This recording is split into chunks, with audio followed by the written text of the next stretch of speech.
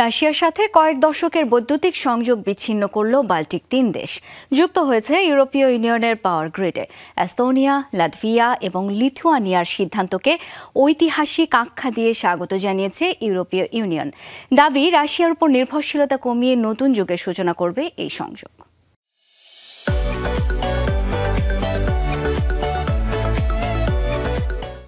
Baltic সাগরের উপকূলবর্তী ৩ দেশ এস্তোনিয়া, লাটভিয়া এবং লিথুয়ানিয়া একসাথে এনার্জি আইল্যান্ডস নামেও পরিচিত।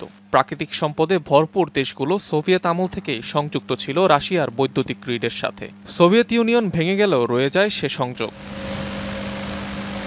Belarus, Russia, Estonia, Latvia, Lithuania ৫ দেশ সংযুক্ত হলেও ব্রেল পাওয়ার গ্রিডের সিংহভাগই পরিচালনা করে থাকে মস্কো, যা ৩ বাল্টিক দেশের জন্য দুর্বলতা হিসেবে দেখা হতো। ২০০৭ সাল থেকেই এই গ্রিড থেকে বেরিয়ে যাওয়ার পরিকল্পনা করছিল দেশগুলো। ১৪ সালে মস্কো ক্রাইমিয়া উপদ্বীপ দখলের পর জোরদার হয় সেই ভাবনা।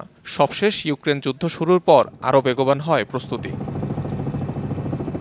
ন্যাটোভুক্ত অন্যান্য দেশের মতো ২০২২ সাল থেকে রাশিয়া থেকে বিদ্যুৎ ক্রয় বন্ধ করে দেয় বাল্টিক দেশগুলো।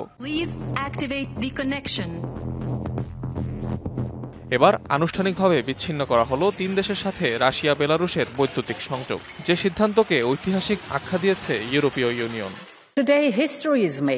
আজ ইতিহাস তৈরি হয়েছে। বাল্টিক দেশগুলোকে আমাদের মহাদেশীয় বিদ্যুৎ গ্রিডের সাথে যুক্ত করেছি।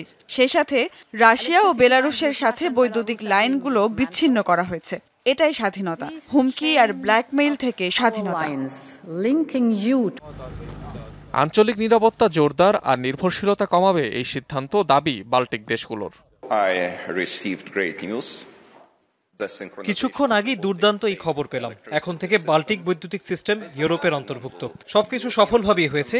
এটি একটি ঐতিহাসিক মুহূর্ত, যা লিথুয়ানিয়া, লাটভিয়া এবং এস্তোনিয়ার দীর্ঘযাত্রার অবসান ঘটালো। এর আগে বাল্টিক সাগরে রুশ ট্যাঙ্কারের আঘাতে দেশগুলোর মূল বৈদ্যুতিক ও গ্যাস পাইপলাইন ক্ষতিগ্রস্ত হওয়ায় ছড়িয়েছিল উত্তেজনা। অনিক রহমান, যমুনা নিউজ।